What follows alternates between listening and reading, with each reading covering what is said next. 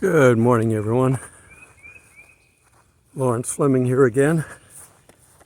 Let me regrip my stand. There we go. Well, it's a little warmer this morning. I think it got down to 57 or something like that. So I can actually get out here early in the morning. Today should be a good day, as is always, trusting in God. My son is back in the country, but he's down in Florida.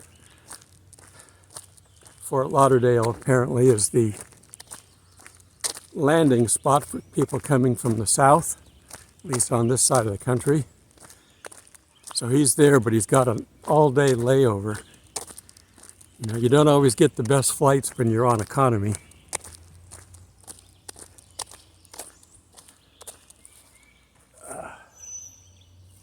We got a van coming in behind me, so got to get off the road a little bit so it doesn't scare people. If you're walking the very edge of the grass, these people want to stop and let you get out of the way.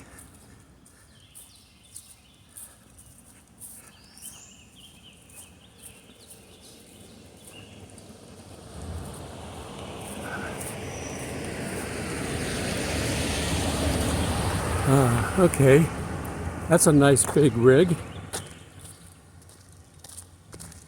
I could live in something like that. However, I need to have my own oil well. I'm sure it burns a lot of gas. Lots of people coming in. This looks like a Ranger.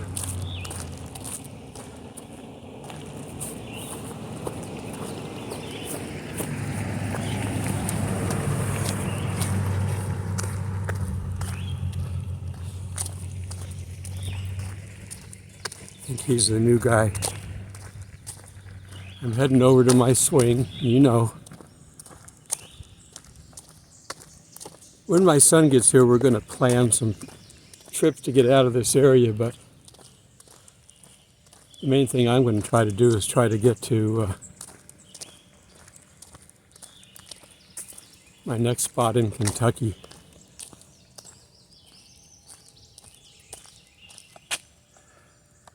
I'm going to go ahead and wrap up and I'll set back up here in a second. Okay, I'm seated at my swing. I can enjoy the water here and chat with you guys. Okay, for today's message, I'm trying to figure out what to title it. Essentially, it's what would Jesus do? He came down here to do two things: to save us, and then to tell us how to live on this planet in harmony. He didn't need us to do anything to come down here. He could have just showed up, gotten crucified, and left, and never left us with anything. And we would have been saved. And for that alone, we should be totally, eternally grateful. But he stayed here for a few years to teach us.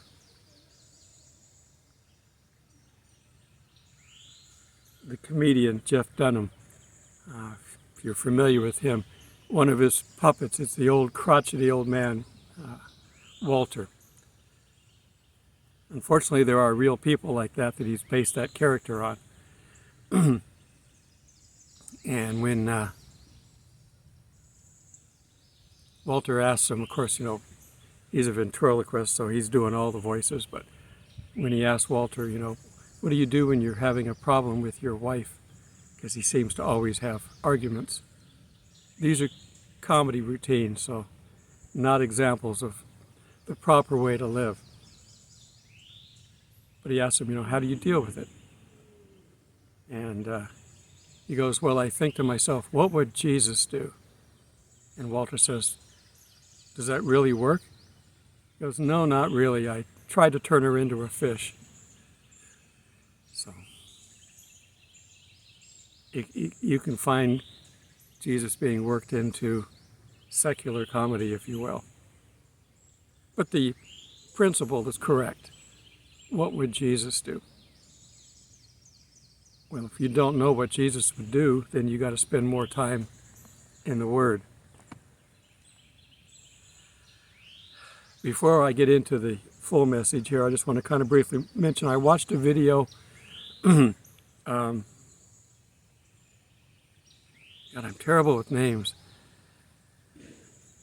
Gonzalez it was his show, and he had Billy Crone on, and they were talking about, and I have to use the fake name, Charles Schwab, and you know who I'm talking about. I have to modify it.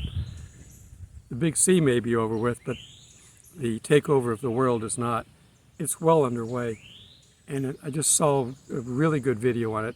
Billy Crone has a book on it, and they were talking about it, and basically said that this Schwab guy has been working on this plan for 50 years. 71, I think, is when he started the World Economic Forum. And they would love to have it in place now, but they know the world is not going to buy into it. And they're not Christians. In fact, this Schwab guy is probably 100% Nazi. So all the things he's doing, he's just rebranding and then putting them back out there, trying to continue with what we would call the Fourth Reich, but he calls it the New World Order. Same thing, just different name. Because like I said, we wouldn't accept it. And they're almost there. We're 7 years away from his 30-20 reverse the numbers agenda. God, I hate to have to play these little games, but you have to. And it is nothing to what's going to happen. You think AI is going to be helpful to the world? That's going to help this organization do what it does best. Take away our freedom and control us. Now, AI is not going to get, at least not without Satan's help, not going to get to the point of being living. But it can be programmed to do so much stuff. We're basically the holdout in the world. A lot of the other countries like China and England with our new king there that just got crowned, they've already bought into all this stuff. They're graduates. They're alumni of Switzerland. And so is Biden. They've all been properly educated on what we're doing. And that's why, to you, none of this stuff makes sense if you're not following teachers like me and Billy Crone and others, Tom Hughes. We're all teaching you what's going on. So they're not bumbling idiots. If you think that, that's great, because then there's hope that somebody might be able to get to them and correct them. But they're not bumbling idiots. They're doing this according to a plan. But don't lose heart. Again, what would Jesus do? He would smile and go about his daily business, helping those that he could. Because we're not subject to what's going on. They will eventually force the world through penalty of death if they don't comply. And they're going to know everything that we do, especially with digital money, which is almost ready to be enacted. The banking collapse, it's all part of the whole thing. Getting all these little banks to collapse on purpose so that they can get bought up by the big banks. Consolidation. There aren't that many big banks. It's easy to control them, and they're already bought into this, where the little banks may be locally owned and not want to do what the big banks want them to do. So they collapse them. Don't worry. It's all part of the plan of Satan. And God is well aware of it. He's allowing them to fool the world. And at the last minute, we'll be out of here. So we're not going to have to die necessarily for it. That's really in the second phase.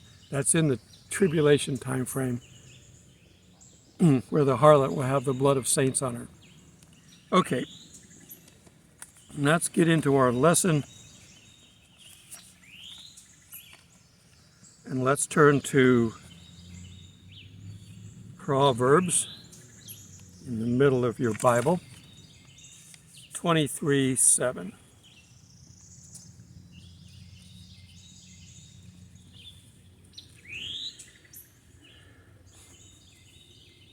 I'm going to start at the beginning of 23 and go on. It's kind of giving some Proverbs as wisdom. People walking up there. So let's get into this bit of wisdom that we have.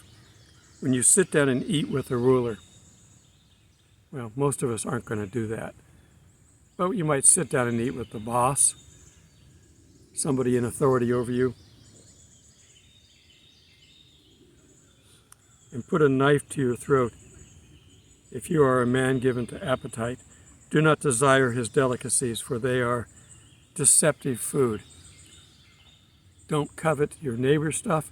Don't covet that from somebody who's very well off. What did they do to get that?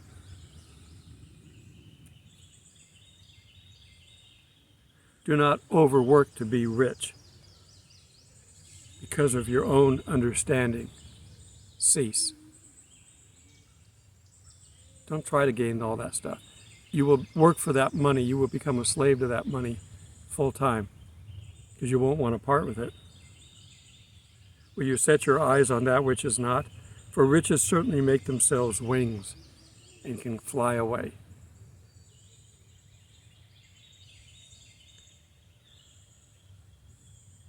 Do not eat the bread of a miser. Do not desire his delicacies. And in 7 now where we're going. For as he thinks in his heart, so is he. So don't desire these things, because rich people, no matter how much money they've got, they're not satisfied with the amount of money they've got. They've got to have more. Now, in cases of Charles Schwab, he's been rich a long time. Satan has been helping him. And that's why he's able to lead this world agenda.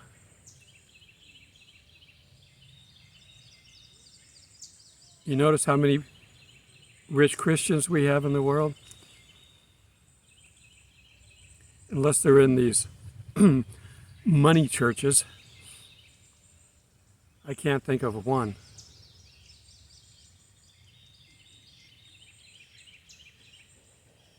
It's easier for a rich man to go through the eye of a needle than to get into heaven. So don't covet that.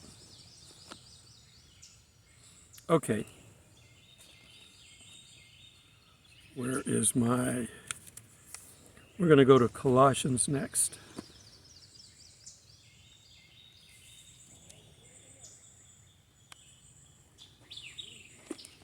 And we're going to go to Colossians 3:1. I'm just hearing lots of voices back there. I got to make sure people don't walk up on me. And I have to edit them out of the video. Can't have faces on here. Now, this phone, which is such a nice little tool for me, is part of the Big Brother system that the world order is using. It knows where I am at all times. If I go on the internet with it, it knows what I'm doing. If I buy something, it knows what I bought. It's going to be part of the controlling factor. And the kids today spend all their time looking at this device. So when the New World Order comes up with things to do that are going to be controlling and big brotherish, they won't care. They'll be right in it. When they come up with the chip to implant in your head, the one that will know your thoughts, direct you, they're going to want that. Because then they can just use their phones and AI from wherever they're at. Okay, Colossians 3:1. If then you were raised with Christ, seek those things which are above, where Christ is, sitting at the right hand of God. Set your mind on things above, turning the page, not on things of the earth. For you died and your life was hidden with Christ in God. When Christ who is our life, appears, then you will appear with him in glory.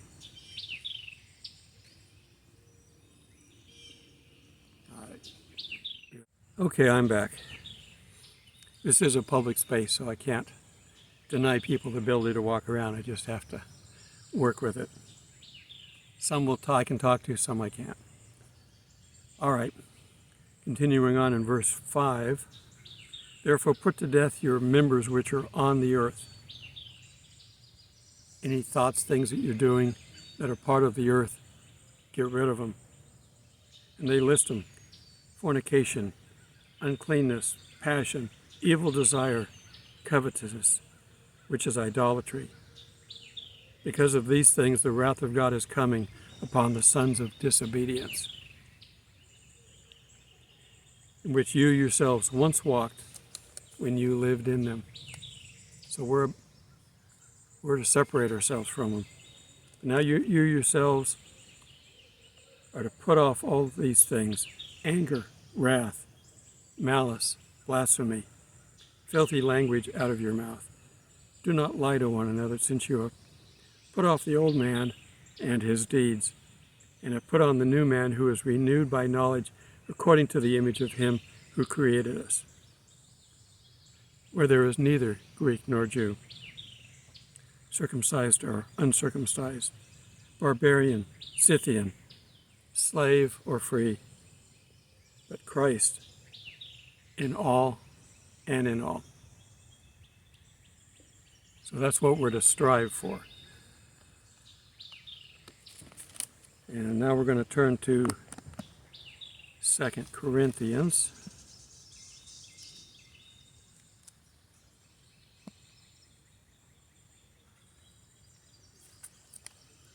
Where's my page marker? This is why I go through and try to mark the pages, so I don't have to spend your time. Okay.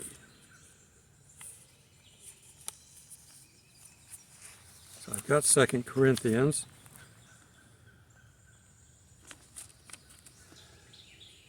I've actually got 2 verses in there, so that's why apparently I didn't mark them right. 2 Corinthians 4:4.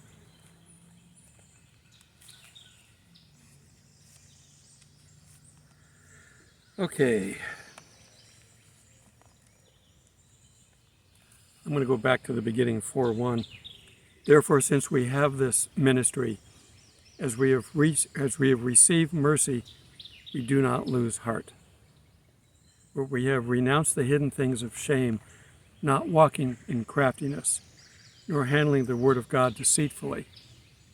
There are some churches that do that. But by manifestation of the truth, commending ourselves to every man's conscience in the sight of God. When we're delivering our messages to people, God is watching, but he should also be right there with us. This isn't our tools, it's God's tools.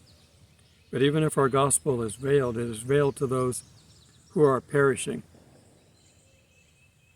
If their name's not in the book of life, they won't understand this at all.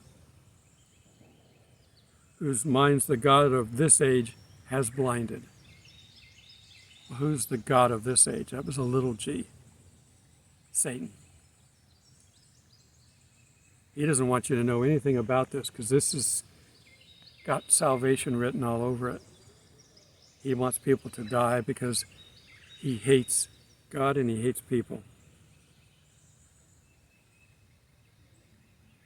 The people are blinded, who do not believe, lest the light of the gospel of the glory of Christ, who is the image of God, should shine on them. Satan doesn't want this message out at all. And now I'm going to turn over to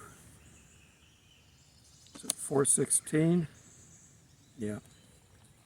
Therefore do not lose heart, even though our outward man is perishing. Yeah, I can attest to that.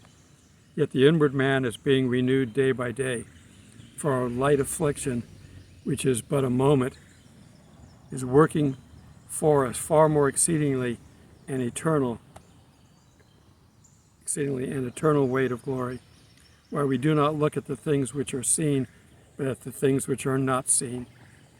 So God is working in our lives all the time. even if you don't see it. And especially if you don't see it, don't believe that he's left you at all. And I'm going to go to Romans 8:12.